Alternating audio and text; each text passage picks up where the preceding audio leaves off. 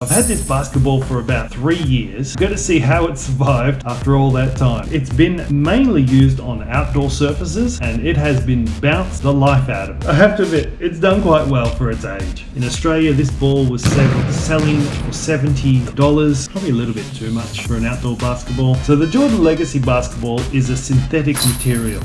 You'll hear it being called composite leather or a synthetic basketball. This is where they use different types of materials to try and give the ball a rubber toughness but a leather feel. If you're more serious, you want that leather feel, but if you play outdoors, you want a harder wearing basketball. What's good about a composite leather? Play when it's raining or when it's very dirty, it can handle that.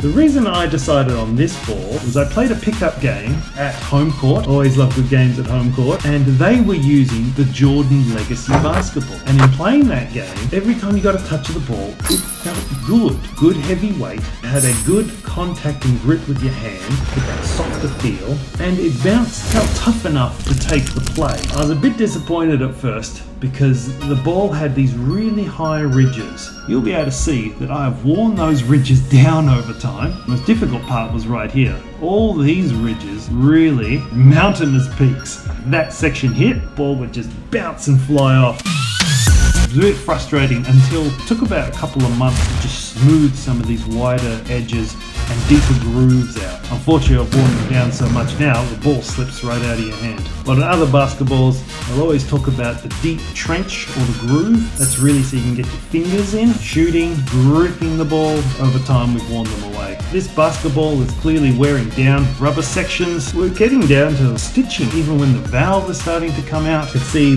where it's glued starting to come away. It's looking pretty worn. It's done well because it's been quite durable. Just getting that little bit older. Also now getting to the point it's just slipping out of my hands. You can see how the tread is worn right down, coming through this outer layer. All the grip pads have been really worn down. So I've had it for 3 years, 2 very good years out of it, and I've probably held on to it a year too long. I highly recommend the Jordan Legacy basketball, where it may give you a bit of trouble in the beginning. It's when you start to wear it down just a little and break it in, it's where I think you get the best value out of it. So it'll be time to update it soon. I scored it half price at $35. I do recommend if you find a synthetic ball, look for one that's going on sale. It's got very little life left and it's probably time for a new one.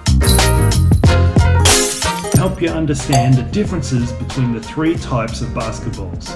There's the leather ball, there's the synthetic or composite ball, and there's the rubber